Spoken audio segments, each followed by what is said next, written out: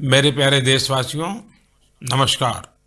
आज आपसे मन की बात एक ऐसे समय कर रहा हूं जब कोरोना हम सभी के धैर्य, हम सभी के दुख बर्दाश्त करने की सीमा की परीक्षा ले रहा है।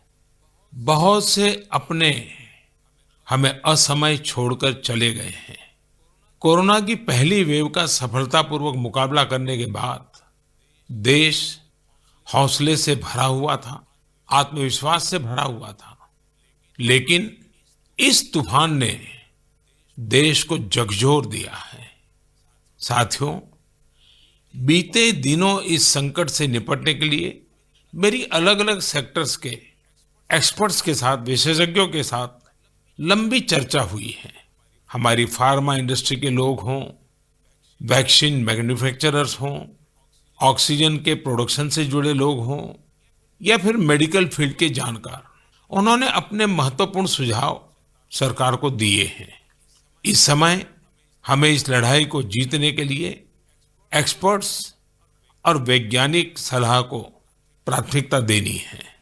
राज्य सरकार के प्रयत्नों को आगे बढ़ाने में भारत सरकार पूरी शक्ति से जुटी हुई है। राज्य सरकारें भी अपना दायित्व निभाने की पूरी कोशिश कर रही हैं। साथियों, कोरोना के खिलाफ इस समय बहुत बड़ी लड़ाई देश के डॉक्टर और हेल्थ वर्कर्स लड़ रहे हैं। पिछले एक साल में उन्हें इस बीमारी को लेकर हर तरह के अनुभव भी हुए हैं। हमारे साथ इस समय मुंबई से प्रसिद्ध डॉक्टर शशांक जोशी जी जुड़ रहे हैं। डॉक्टर शशांक जी को कोरोना के इलाज और इससे जुड़ी रिसर्च का बहुत जमीनी अनुभव है। वो इंडियन कॉलेज ऑफ फिजिशियंस के डीन भी रह चुके हैं। आइए बात करते हैं डॉक्टर शशांक से। नमस्कार डॉक्टर शशांक जी। नमस्कार सर। अभी कुछ दिन पहले ही मुझे आपसे बात करने का अवसर मिला था। आपके विचारों की स्पष्टता मुझे बहुत अच्छी लगी थी। मुझे लगा देश के सभी नागरिकों को आपके विचार जानने चाहिए। जो बातें सुनने में आती है उसी को मैं एक सवाल के रूप में आपके सामने प्रस्तुत करता हूँ। डॉक्टर शशांक, आप लोग इस समय दिन रात जीवन रक्षा के काम में लगे हुए हैं। सबसे पहले तो मैं चाहूंगा कि आप सेकंड वेव के बारे में लोगों को बताएं। मेडिकली ये कैसे अलग है और क्या-क्या सावधानी जरूरी है। धन्यवाद सर। ये दूसरी बाढ़ आई है, ये तेजी से आई है। तो जितनी पहली बाढ़ थी उससे ये वायरस ज्यादा तेज चल रहा है। लेकिन अच्छी बात यह है कि उससे ज्यादा रफ्तार से रिकवरी भी है और मृत्यु दर काफी कम है। इसमें 2-3 फर्क है। पहली तो ये युवाओं में और बच्चों में भी थोड़ा दिखाई दे रहा है। उसके जो लक्षण हैं, पहले जैसे लक्षण थे, सांस चढ़ना, सूखा खांसी आना, बुखार आना, ये तो सब है ही, पर उसके साथ थोड़ा गंध जाना, स्वाद चला जाना, ये भी है। और लोग थोड़े भयभीत हुए। भयभीत होने की बिल्कुल जरूरत नहीं है। 80-90% लोगों में इसमें कोई भी लक्षण नहीं दिखाई देते हैं। ये म्यूटेशन जो बोलते हैं, घबराने की बात नहीं है। ये म्यूटेशन होते रहते हैं। जैसे हम कपड़े बदलते हैं वैसे वायरस भी अपना रंग बदल रहा है, और इसलिए बिल्कुल डरने की बात नहीं है। और ये वेव को हम पाल कर देंगे। वेव आती जाती है और ये वायरस आते जाते रहता है। तो यही अलग अलग लक्षण हैं और मेडिकली हमको सतर्क रहना चाहिए। एक 14 से 21 दिन का ये कोविड का टाइम टेबल है। इसमें वैद्यकीय सलाह लेना चाहिए। डॉक्टर शशांक, मेरे लिए भी आपने जो एनालिसिस बताया बड़ा इंटरेस्टिंग है। मुझे कई चिट्ठियां मिली हैं जिसमें ट्रीटमेंट के बारे में भी लोगों की बहुत सी आशंका है। कुछ दवाओं की मांग बहुत ज्यादा है। इसलिए मैं चाहता हूं कि कोविड के ट्रीटमेंट के बारे में भी आप लोगों को जरूर बताएं। हाँ सर, क्लिनिकल ट्रीटमेंट लोग बहुत देरी से चालू करते हैं और अपने आप बीमारी से दब जाएंगी ये भरोसे पे रहते हैं और मोबाइल पे आने वाली बातों पे भरोसा रखते हैं। और अगर सरकारी दी हुई सूचना का पालन करे तो ये कठिनाई का सामना नहीं आता है। तो कोविड में जो ट्रीटमेंट क्लिनिकल प्रोटोकॉल है उसमें 3 प्रकार की तीव्रता है। हल्का या माइल्ड कोविड, मध्यम या मॉडरेट कोविड और तीव्र कोविड जो सीवियर कोविड बोलते हैं, इसके लिए है। तो जो हल्का कोविड है उसके लिए तो हम ऑक्सीजन का मॉनिटरिंग करते हैं, पल्स का मॉनिटरिंग करते हैं, बुखार का मॉनिटरिंग करते हैं। बुखार बढ़ जाता है तो कभी कभी पैरासीटामोल जैसी दवाई का इस्तेमाल करते हैं और अपने डॉक्टर से संपर्क करना चाहिए। जो मॉडरेट कोविड होता है, मध्यम कोविड होता है या तीव्र कोविड होता है, तो वैद्यकीय अपने डॉक्टर के साथ संपर्क करना बहुत जरूरी है। सही और सस्ती दवाई अवेलेबल है जिसमें स्टीरॉइड जो है ये जान बचा सकती है, जो इनहेलर्स दे सकते हैं हम, टैबलेट दे सकते हैं हम, और उसके साथ ही प्राणवायु जो ऑक्सीजन है वो देना पड़ता है और इसके लिए छोटे छोटे इलाज है। लेकिन अक्सर क्या हो रहा है कि एक नई एक्सपेरिमेंटल दवाई है जिसका नाम है रेमडेसिविर। ये दवाई से एक चीज जरूर होती है कि अस्पताल में 2-3 दिन कम रहना पड़ता है और क्लिनिकल रिकवरी में थोड़ी सी उसकी एड होती है। ये भी दवाई कम काम करती है जब पहले 9-10 दिन में दी जाती है और ये 5 ही दिन लेनी पड़ती है। तो ये लोग जो दौड़ रहे हैं रेमडेसिविर के पीछे, ये बिल्कुल दौड़ना नहीं चाहिए। ये दवाई की थोड़ा काम है, जिनको ऑक्सीजन लगता है, प्राणवायु ऑक्सीजन लगता है, जो अस्पताल में भर्ती होते हैं और डॉक्टर जब बताते तभी लेना चाहिए। तो ये बहुत जरूरी है सब लोगों को समझना। हम प्राणायाम करेंगे, हमारे शरीर के जो लंग्स है उसको थोड़ा एक्सपांड करेंगे और जो हमारी खून पतली करने वाली जो इंजेक्शन आती है जिसको हम हिपैरिन बोलते हैं, ये छोटी छोटी दवाइयाँ देंगे तो 98% लोग सर ठीक हो जाते हैं। तो पॉजिटिव रहना बहुत जरूरी है। ट्रीटमेंट प्रोटोकॉल वैद्य के सलाह से लेना बहुत जरूरी है और ये जो महंगी महंगी दवाई है उसके पीछे दौड़ने की कोई जरूरत नहीं है सर। अपने पास अच्छे इलाज चालू है, प्राणवायु ऑक्सीजन है, वेंटिलेटर की भी सुविधा है, सब कुछ है सर। और कभी कभी ये दवाई यदि मिल जाती है तो योग्य लोगों में ही देनी चाहिए। तो इसके लिए बहुत भ्रम पैदा हुआ है और इसलिए ये स्पष्टीकरण देना चाहता हूँ सर कि अपने पास वर्ल्ड की सबसे बेस्ट ट्रीटमेंट अवेलेबल है। आप देखेंगे कि भारत में सबसे अच्छा रिकवरी रेट है। आप यदि कंपेयर करेंगे यूरोप के लिए, अमेरिका, वहीं से भी हमारे यहाँ के ट्रीटमेंट प्रोटोकॉल से मरीज ठीक हो रहे हैं सर। डॉक्टर शशांक, आपका बहुत बहुत धन्यवाद। डॉक्टर शशांक ने जो जानकारियां हमें दी वो बहुत जरूरी है और हम सबके काम आएगी। साथियों, मैं आप सबसे आग्रह करता हूं, आपको अगर कोई भी जानकारी चाहिए हो, कोई और आशंका हो, तो सही सोर्स से ही जानकारी लें। आपकी जो फैमिली डॉक्टर हो, आसपास के जो डॉक्टर्स हो, आप उनसे फोन से संपर्क करके सलाह लीजिए। मैं देख रहा हूं कि हमारे बहुत से डॉक्टर खुद भी ये जिम्मेदारी उठा रहे हैं। कई डॉक्टर्स सोशल मीडिया के जरिए लोगों को जानकारी दे रहे हैं, फोन पर, व्हाट्सएप पर भी काउंसलिंग कर रहे हैं। कई हॉस्पिटल की वेबसाइटें हैं जहां जानकारियां भी उपलब्ध हैं और वहां आप डॉक्टर से परामर्श भी ले सकते हैं। ये बहुत सराहनीय है। मेरे साथ श्रीनगर से डॉक्टर नावीद नजीर शाह जुड़ रहे हैं। डॉक्टर नावीद श्रीनगर के गवर्नमेंट मेडिकल कॉलेज में प्रोफेसर हैं।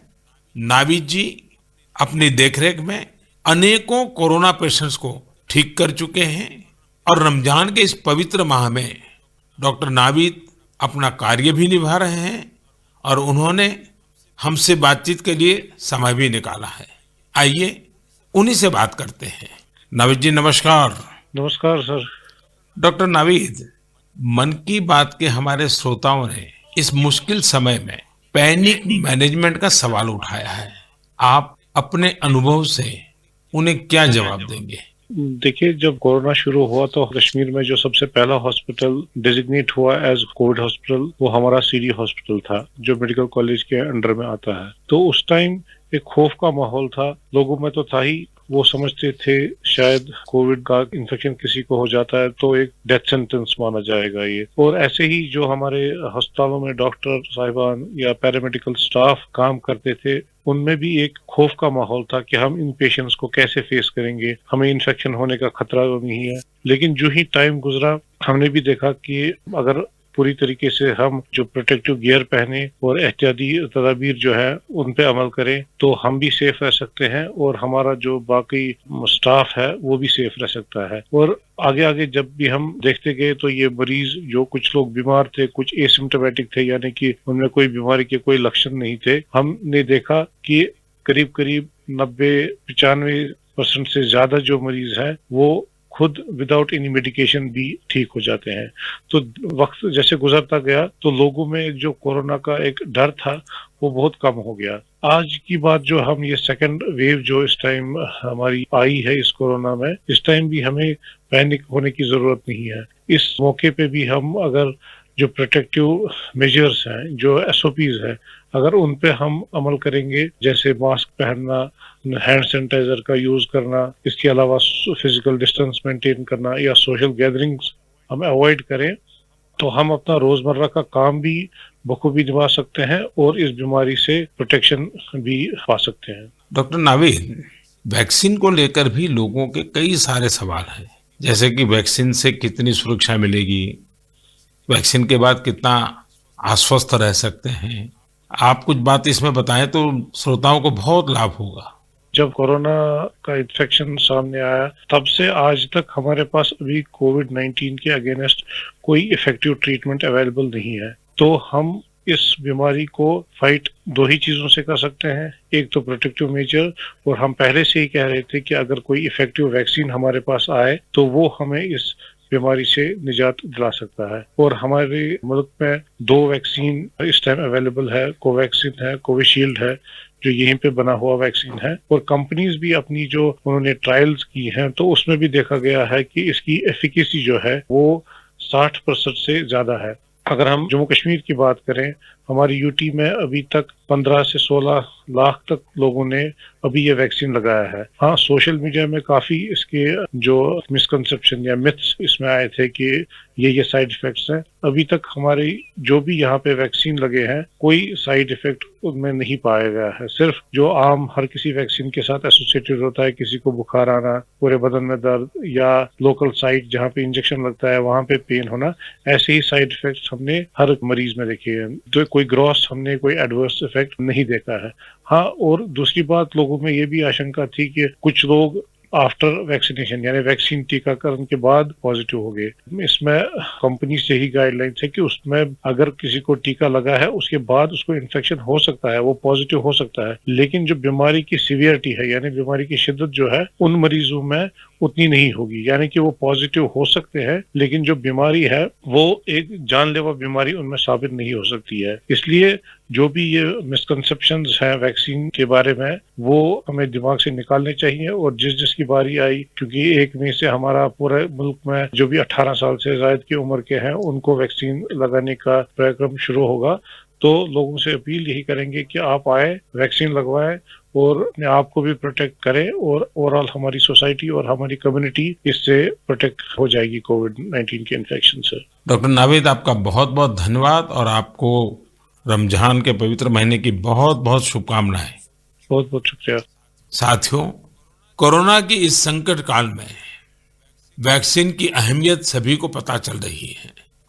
इसलिए मेरा आग्रह है कि वैक्सीन को लेकर किसी भी अफवाह में न आए। आप सभी को मालूम भी होगा कि भारत सरकार की तरफ से सभी राज्य सरकारों को फ्री वैक्सीन भेजी गई है, जिसका लाभ 45 साल की उम्र के ऊपर के लोग ले सकते हैं। अब तो 1 मई से देश में 18 साल के ऊपर के हर व्यक्ति के लिए वैक्सीन उपलब्ध होने वाली है। अब देश का कॉरपोरेट सेक्टर, कंपनियां भी अपने कर्मचारियों को वैक्सीन लगाने के अभियान में भागीदारी निभा पाएगी। मुझे ये भी कहना है कि भारत सरकार की तरफ से मुफ्त वैक्सीन का जो कार्यक्रम अभी चल रहा है वो आगे भी चलता रहेगा। मेरा राज्यों से भी आग्रह है कि वो भारत सरकार के इस मुफ्त वैक्सीन अभियान का लाभ अपने राज्य के ज्यादा से ज्यादा लोगों तक पहुंचाएं। साथियों, हम सब जानते हैं कि बीमारी में हमारे लिए अपने परिवार की देखभाल करना मानसिक तौर पर कितना मुश्किल होता है, लेकिन हमारे अस्पतालों के नर्सिंग स्टाफ को तो यही काम लगातार कितने ही मरीजों के लिए एक साथ करना होता है। ये सेवा भाव हमारे समाज की बहुत बड़ी ताकत है। नर्सिंग स्टाफ द्वारा की जा रही सेवा और परिश्रम के बारे में सबसे अच्छे से तो कोई नर्स ही बता सकती है। इसलिए मैंने रायपुर के doctor B.R. Ambedkar medical college hospital में अपनी सेवाएं दे रही सिस्टर भावना ध्रुव जी को मन की बात में आमंत्रित किया है। वो अनेकों कोरोना मरीजों की देखभाल कर रही हैं। आइए उन्हीं से बात करते हैं। नमस्कार भावना जी। आदरणीय प्रधानमंत्री जी, नमस्कार। भावना जी, यस सर। मन की बात सुनने वालों को आप जरूर ये बताइए कि आपके परिवार में इतनी सारी जिम्मेवारियां, इतने सारे मैंने मल्टीटास्क, और सर। उसके बाद भी आप कोरोना के मरीजों के साथ काम कर यस रही सर। हैं। कोरोना के मरीजों के साथ आपका जो अनुभव रहा वो जरूर देशवासी सुनना चाहेंगे, क्योंकि सिस्टर जो होती हैं, नर्सिस जो होते हैं, वो यस सर। पेशेंट के सबसे निकट होती हैं और सबसे लंबे समय तक होती हैं। Yes sir. तो वो हर चीज को बड़ी बारीकी से समझ सकती हैं। जी बताइए। जी सर, मेरा टोटल एक्सपीरियंस कोविड में सर 2 मंथ का है सर। हम 14 डेज ड्यूटी करते हैं और 14 डेज के बाद हमें रेस्ट दिया जाता है। फिर 2 महीने बाद हमारी ये कोविड ड्यूटी रिपीट होता है सर। जब सबसे पहले मेरी कोविड ड्यूटी लगी तो सबसे पहले मैं अपने फैमिली मेंबर्स को ये कोविड ड्यूटी की बात शेयर करी। ये मई की बात है और मैं ये जैसे ही मैंने शेयर किया, सबके सब डर गए, घबरा गए मुझसे। कहने लगे कि बेटा ठीक से काम करना। एक इमोशनल सिचुएशन था सर बीच में, जब मेरी बेटी मुझसे पूछी, मम्मा आप कोविड ड्यूटी जा रहे हो, तो उस समय बहुत ही ज्यादा मेरे लिए इमोशनल मोमेंट था। लेकिन जब मैं कोविड पेशेंट के पास गई तो मैं एक जिम्मेदारी घर में छोड़ के गई, और जब मैं कोविड पेशेंट से मिली सर तो वो उनसे और ज्यादा घबराए हुए थे। कोविड के नाम से सारे पेशेंट इतना डरे हुए थे सर कि उनको समझ में ही नहीं आ रहा था कि उनके साथ क्या हो रहा है, हम आगे क्या करेंगे। हम उनके डर को दूर करने के लिए उनसे बहुत अच्छे से हेल्दी एनवायरनमेंट दिए सर उन्हें। हमें जब ये कोविड ड्यूटी करने को कहा गया तो सर सबसे पहले हमको पीपी किट पहनने के लिए कहा गया सर, जो कि बहुत ही कठिन है पीपी किट को पहन करके ड्यूटी करना। सर ये बहुत टफ था हमारे लिए। मैंने 2 मंथ की ड्यूटी में हर जगह 14-14 दिन ड्यूटी किए, वार्ड में, आईसीयू में, आइसोलेशन में सर। यानी कुल मिलाकर तो आप 1 साल से इसी काम को कर रही है। Yes sir. वहां जाने से पहले मुझे नहीं पता था कि मेरे कलीग्स कौन है। हम एक टीम मेंबर की तरह काम किए सर, उनका जो भी प्रॉब्लम थे उनको शेयर किए, हम जाने पेशेंट के बारे में और उनका स्टिग्मा दूर किया सर। कई लोग ऐसे थे सर कि जो कोविड के नाम से ही डरते थे, वो सारे सिम्टम्स उनमें आते थे जब हम हिस्ट्री लेते थे उनसे, लेकिन वो डर के कारण वो अपना टेस्ट नहीं करवा पाते थे। तो हम उनको समझाते थे, और सर जब सिवियरिटी बढ़ जाती थी तब उनका लंग्स ऑलरेडी इन्फेक्टेड हो चुका रहता था, तब उनको आईसीयू की जरूरत रहती थी, तब वो आते थे और साथ में उनकी पूरी फैमिली आती थी। तो ऐसा 1-2 केस हमने देखा सर, और ऐसा भी नहीं कि हर एक एज ग्रुप के साथ काम किया सर हमने, जिसमें छोटे बच्चे थे, महिला, पुरुष, बुजुर्ग, सारे तरह के पेशेंट थे सर। उन सबसे हमने बात करी तो सबने कहा कि हम डर की वजह से नहीं आ पाए। सबका यही हमें आंसर मिला सर। तो हम उनको समझाएं सर कि डर कुछ नहीं होता है, आप हमारा साथ दीजिए, हम आपका साथ देंगे, बस आप जो भी प्रोटोकॉल्स है उसे फॉलो कीजिए, बस हम इतना उनसे कर पाए सर। भावना जी, मुझे बहुत अच्छा लगा आपसे बात कर करके। आपने काफी अच्छी जानकारियां दी हैं, अपने स्वयं के अनुभव से दी हैं। तो जरूर देशवासियों को इससे एक पॉजिटिविटी का मैसेज जाएगा। आपका बहुत बहुत धन्यवाद Bhavna ji. Thank you so much sir, thank you so much. जय हिंद सर। जय हिंद। भावना जी और नर्सिंग स्टाफ के आप जैसे हजारों लाखों भाई बहन बखूबी अपना कर्तव्य निभा रहे हैं। ये हम सभी के लिए बहुत बड़ी प्रेरणा है। आप अपने स्वास्थ्य पर भी खूब ध्यान दीजिए, अपने परिवार का भी ध्यान रखिए। साथियों, हमारे साथ इस समय बेंगलुरु से सिस्टर सुरेखा जी भी जुड़ी हुई है। सुरेखा जी केसी जनरल हॉस्पिटल में सीनियर नर्सिंग ऑफिसर हैं। आइए उनके अनुभव भी जानते हैं। नमस्ते Surekha ji. I am really proud and honored, sir, to speak to Prime Minister of our country. Surekha ji, you along with all fellow nurses and hospital staff are doing excellent work. India is thankful to you all. What is your message for the citizens in this fight against COVID-19? Yes, sir. Being a responsible citizens, I would really like to tell something like, please be humble to your neighbors.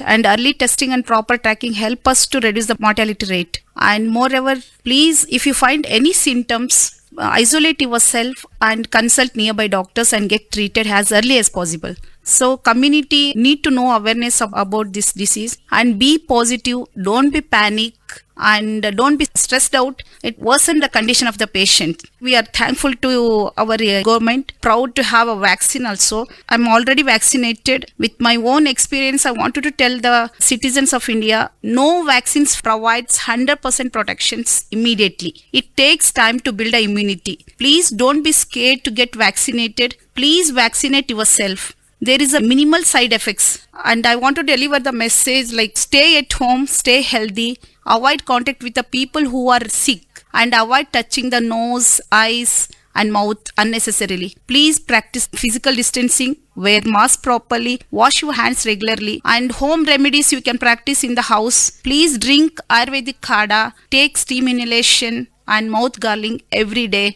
and breathing exercise also you can do it. And one more thing, last and not least, please have a sympathy towards frontline workers and professionals. We need your support and cooperation. We will fight together.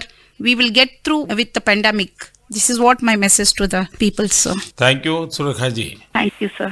Surekha ji, वाकई आप बहुत कठिन समय में मोर्चा संभाले हुए हैं। आप अपना ध्यान रखिए। आपके परिवार को भी मेरी बहुत बहुत शुभकामनाएं हैं।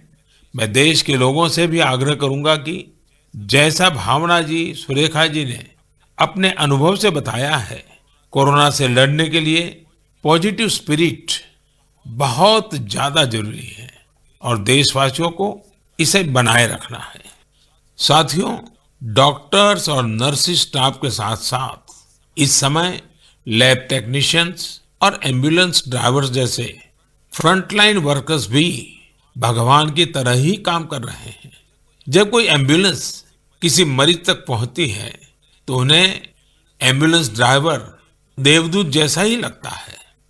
इन सब की सेवाओं के बारे में, इनके अनुभव के बारे में देश को जरूर जानना चाहिए। मेरे साथ अभी ऐसे ही एक सज्जन है, श्रीमान प्रेम वर्मा जी, जो कि एक एम्बुलेंस ड्राइवर है। जैसा कि इनके नाम से ही पता चलता है, प्रेम वर्मा जी अपने काम को, अपने कर्तव्य को पूरे प्रेम और लगन से करते हैं। आइए उनसे बात करते हैं। नमस्ते प्रेम जी। नमस्ते सर जी। भाई प्रेम, हाँ जी सर। आप अपने कार्य के बारे में हाँ जी जरा विस्तार से बताइए। आपका जो अनुभव है वो भी बताइए। मैं कैट्स एम्बुलेंस में ड्राइवर की पोस्ट पे हूँ। हाँ। और जैसे ही कंट्रोल हमें एक टैब पे कॉल देता है, 102 से जो कॉल आती है, हम मूव करते हैं पेशेंट के पास। हम पेशेंट को जाते हैं उनके पास। तो 2 साल से हम कंटिन्यू कर रहे हैं काम। अपना किट पहन के, ग्लव्स मास्क पहन के पेशेंट को जहाँ वो ड्रॉप करने के लिए कहते हैं, जो भी हॉस्पिटल में, हम जल्दी से जल्दी उनको ड्रॉप करते हैं।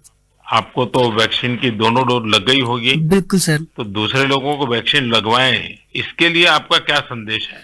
सर बिल्कुल सभी को ये डोज लगवानी चाहिए और अच्छी ही है फैमिली के लिए भी। अब मुझे मेरी मम्मी कहती है ये नौकरी छोड़ दो।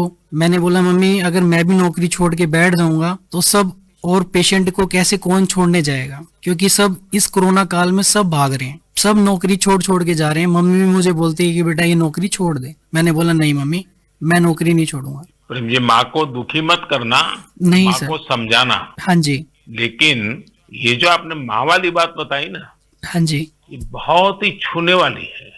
आपकी माता जी को भी हाँ जी मेरा प्रणाम कहिएगा। बिल्कुल। हाँ। हाँ जी। और प्रेम जी, मैं आपके माध्यम से हाँ जी। ये एम्बुलेंस चलाने वाले हमारे ड्राइवर भी हाँ जी। कितना बड़ा रिस्क लेकर के काम कर रहे हैं, हाँ जी। और हर एक की माँ क्या सोचती है, बिल्कुल सर। ये बात जब श्रोताओं तक पहुंचेगी, हाँ जी। मैं जरूर मानता हूँ कि उनको भी दिल को छू जाएगी। हाँ जी। प्रेम जी, बहुत बहुत धन्यवाद। आप एक प्रकार से प्रेम की गंगा बहा रहे हैं। धन्यवाद सर जी। धन्यवाद भैया। धन्यवाद। साथियों, प्रेम वर्मा जी और इन जैसे हजारों लोग आज अपना जीवन दांव पर लगाकर लोगों की सेवा कर रहे हैं। कोरोना के खिलाफ इस लड़ाई में जितने भी जीवन बच रहे हैं उसमें एम्बुलेंस ड्राइवर्स का भी बहुत बड़ा योगदान है। प्रेम जी, आपको और देश भर में आपके सभी साथियों को मैं बहुत बहुत साधुवाद देता हूं। आप समय पर पहुंचते रहिए, जीवन बचाते रहिए। मेरे प्यारे देशवासियों, ये सही है कि कोरोना से बहुत लोग संक्रमित हो रहे हैं, लेकिन कोरोना से ठीक होने वाले लोगों की संख्या भी उतनी ही ज्यादा है। गुरुग्राम की प्रीति चतुर्वेदी जी ने भी हाल ही में कोरोना को हराया है। प्रीति जी मन की बात में हमारे साथ जुड़ रही हैं। उनके अनुभव हम सबके काफी काम आएंगे। प्रीति जी नमस्ते। नमस्ते सर, कैसे हैं आप? मैं ठीक हूं जी। सबसे पहले तो मैं आपकी कोविड-19 से सफलतापूर्वक लड़ने के लिए सराहना करूंगा। थैंक यू सो मच मेरी सर। कामना है आपका स्वास्थ्य और तेजी से बेहतर हो। जी शुक्रिया सर। प्रीति जी, हाँ जी सर। ये सिर्फ आपके परिवार में आप ही का नंबर लगा कि परिवार के और सदस्य भी इसमें फंस गए हैं? नहीं नहीं सर, मैं अकेली ही हुई थी। चलिए, आज positive। भगवान की कृपा रही। अच्छा, मैं चाहूंगा हाँ जी कि सर। आप अपने इस पीड़ा के अवस्था के कुछ अनुभव अगर साझा करें तो जी सर। शायद जो श्रोता है उनको हाँ भी जी। ऐसे समय कैसे अपने आप को संभालना चाहिए इसका मार्गदर्शन मिलेगा। जी सर, जरूर सर। इनिशियली इस स्टेज में मेरे को बहुत ज्यादा लेथार्जिक, मतलब बहुत सुस्ती सुस्ती आया, और उसके बाद ना मेरे गले में थोड़ी सी खराश होने लगी। तो उसके बाद ना मेरा थोड़ा सा मेरे को लगा कि ये सिम्टम्स है, तो मैंने टेस्ट कराने के टेस्ट कराया। दूसरे दिन रिपोर्ट आते ही जैसे ही मेरे को पॉजिटिव हुआ, मैं अपने आप को क्वारंटीन कर लिया, एक रूम में आइसोलेट करके। अब डॉक्टर्स के साथ कंसल्ट करा मैंने उनसे, उनकी मेडिकेशन स्टार्ट कर दी। तो आपका परिवार बच गए आपके क्विक जी एक्शन सर। के कारण। जी सर, वो बाकी सबका भी बाद में कराया था, बाकी सब नेगेटिव थे, मैं ही पॉजिटिव थी। और उससे पहले मैंने अपने आप को आइसोलेट कर लिया था एक रूम के अंदर। अपनी जरूरत का सारा सामान रख के उसको मैं अपने आप अंदर कमरे में बंद हो गई थी। और उसके साथ साथ मैंने फिर डॉक्टर के साथ मेडिकेशन स्टार्ट कर दी। तो मैंने मेडिकेशन के साथ साथ ना मैंने योगा, आयुर्वेदिक, और साथ में मैंने ना काढ़ा भी लेना शुरू कर दिया था अपनी इम्यूनिटी बूस्ट करने के लिए। और सर मैं दिन में, मतलब जब भी अपना भोजन वगैरह लेती थी, उससे मैंने हेल्दी फूड जो कि प्रोटीन रिच डाइट थी वो लिया।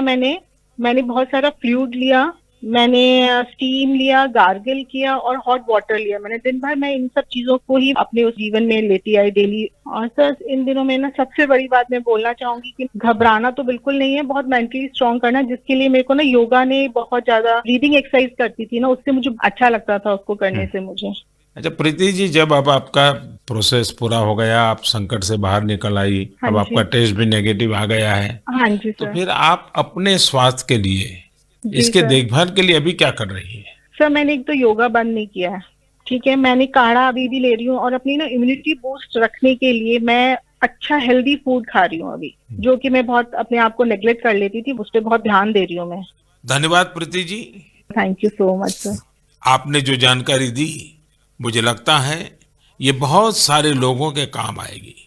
आप स्वस्थ रहें, आपके परिवार के लोग स्वस्थ रहें, मेरी आपको बहुत बहुत शुभकामनाएं। मेरे प्यारे देशवासियों, जैसे आज हमारे मेडिकल फील्ड के लोग, फ्रंटलाइन वर्कर्स, दिन रात सेवा कार्यों में लगे हैं, वैसे ही समाज के अन्य लोग भी इस समय पीछे नहीं है। देश एक बार फिर एकजुट होकर कोरोना के खिलाफ लड़ाई लड़ रहा है।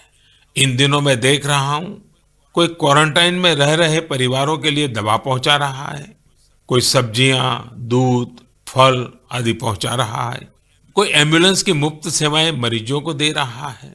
देश के अलग अलग कोने में इस चुनौतीपूर्ण समय में भी स्वयंसेवी संगठन आगे आकर दूसरों की मदद के लिए जो भी कर सकते हैं वो करने का प्रयास कर रहे हैं। इस बार गांवों में भी नई जागरूकता देखी जा रही है। कोविड नियमों का सख्ती से पालन करते हुए लोग अपने गांव की कोरोना से रक्षा कर रहे हैं। जो लोग बाहर से आ रहे हैं उनके लिए सही व्यवस्थाएं भी बनाई जा रही हैं। शहरों में भी कई नौजवान सामने आए हैं जो अपने क्षेत्र में कोरोना के केस न बढ़े, इसके लिए स्थानीय निवासियों के साथ मिलकर प्रयास कर रहे हैं। यानी एक तरफ देश दिन रात अस्पतालों, वेंटिलेटर्स और दवाइयों के लिए काम कर रहा है, तो दूसरी ओर देशवासी भी जी जान से कोरोना की चुनौती का मुकाबला कर रहे हैं। ये भावना हमें कितनी ताकत देती है, कितना विश्वास देती है। ये जो भी प्रयास हो रहे हैं, समाज की बहुत बड़ी सेवा है। ये समाज की शक्ति बढ़ाते हैं। मेरे प्यारे देशवासियों, आज मन की बात की पूरी चर्चा को हमने कोरोना महामारी पर ही रखा, क्योंकि आज हमारी सबसे बड़ी प्राथमिकता है इस बीमारी को हराना। आज भगवान महावीर जयंती भी है। इस अवसर पर मैं सभी देशवासियों को शुभकामनाएं देता हूं। भगवान महावीर के संदेश हमें तप और आत्म संयम की प्रेरणा देते हैं। अभी रमजान का पवित्र महीना भी चल रहा है, आगे बुद्ध पूर्णिमा भी है, गुरु तेग बहादुर जी का 400वां प्रकाश पर्व भी है। एक महत्वपूर्ण दिन पोचिशे बोईशाख टैगोर जयंती का है। ये सभी हमें प्रेरणा देते हैं अपने कर्तव्य को निभाने की। एक नागरिक के तौर पर हम अपने जीवन में जितनी कुशलता से अपने कर्तव्यों को निभाएंगे, संकट से मुक्त होकर भविष्य के रास्ते पर उतनी ही तेजी से आगे बढ़ेंगे। इसी कामना के साथ मैं आप सभी से एक बार फिर आग्रह करता हूं कि वैक्सीन हम सबको लगवाना है और पूरी सावधानी भी रखनी है। दवाई भी, कड़ाई भी, इस मंत्र को कभी भी नहीं भूलना है। हम जल्द ही साथ मिलकर इस आपदा से बाहर आएंगे। इसी विश्वास के साथ आप सभी का बहुत बहुत धन्यवाद। नमस्कार।